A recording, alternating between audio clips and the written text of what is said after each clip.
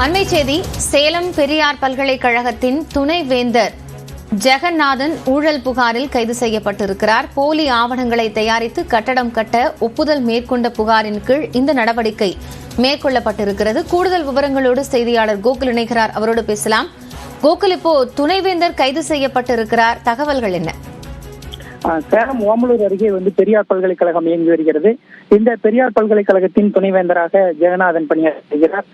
சற்று முன்பாக துணைவேந்தர் ஜெகநாதன் கருப்பூர் காவல்துறையினரால் கைது செய்யப்பட்டிருக்கிறார். சேலம் மாநகர காவல்துறை கட்டுப்பட்டிருக்கக்கூடிய கருப்பூர் காவல்துறை போலீசார் இந்த கைது நடவடிக்கை செய்திருக்கிறார்கள்.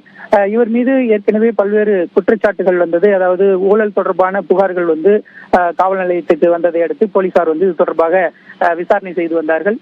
இந்த நிலையில் தற்பொழுது ஒரு ஊழல் புகார் தொடர்பாக கைது செய்யப்பட்டதாக தெரிகிறது.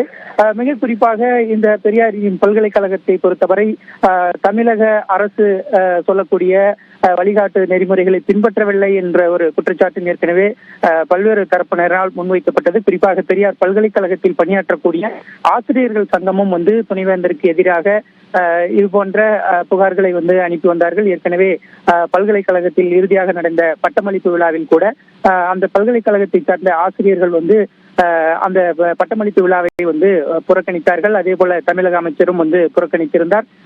ஆளுநர் தலைமையில் அந்த விழா நடைபெற்றது.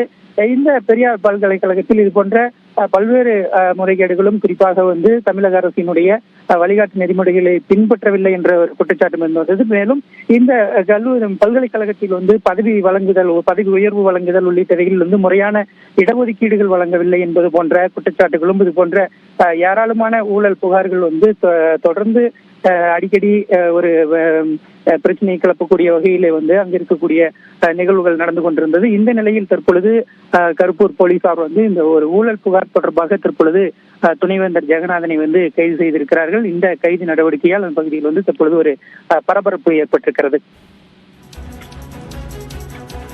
நன்றி கோகுல், விவரங்களை வழங்கியமைக்காக.